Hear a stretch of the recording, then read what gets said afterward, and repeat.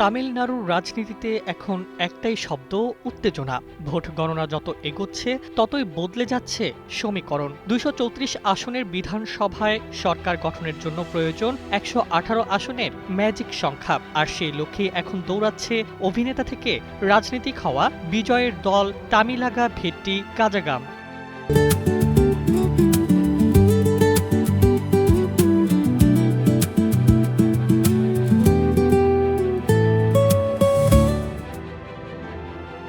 সোমবার সকাল থেকে শুরু হওয়া গণনায় একের পর এক রাউন্ডে চমক দেখাচ্ছে বিজয়ের দল। প্রাথমিক ফল অনুযায়ী তারা ১০০টিরও বেশি আসনে এগিয়ে, যা রাজ্যের রাজনৈতিক মানচিত্রে এক নাটকীয় পরিবর্তনের ইঙ্গিত দিচ্ছে। কিন্তু এই এগিয়ে থাকা এখনও চূড়ান্ত জয় নয়, কারণ ম্যাজিক ফিগার থেকে দূরত্ব মাত্র কয়েকটি আসন।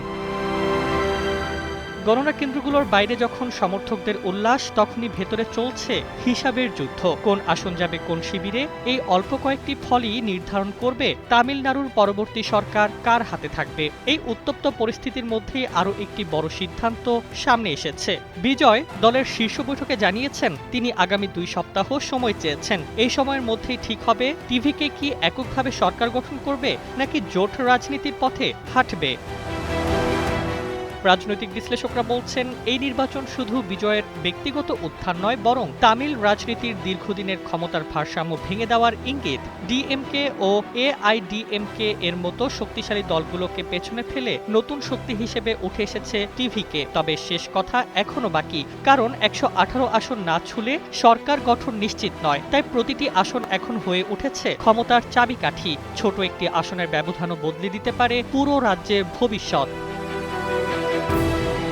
এদিকে ভোট গণনা কেন্দ্রগুলোতে নিরাপত্তা জোরদার করা হয়েছে। প্রশাসন সতর্ক অবস্থানে, আর রাজনৈতিক শিবিরগুলো শ্বাসরুদ্ধ অপেক্ষায়। তামিলনাড়ুর মানুষ এখন এক অদ্ভুত অপেক্ষার মধ্যে। শেষ পর্যন্ত কি এককভাবে বিজয়ের দল ইতিহাস করবে, নাকি শেষ মুহূর্তে জোট রাজনীতির নতুন নাটক শুরু হবে দক্ষিণ ভারতের এই রাজ্যে? News desk, ২১ television.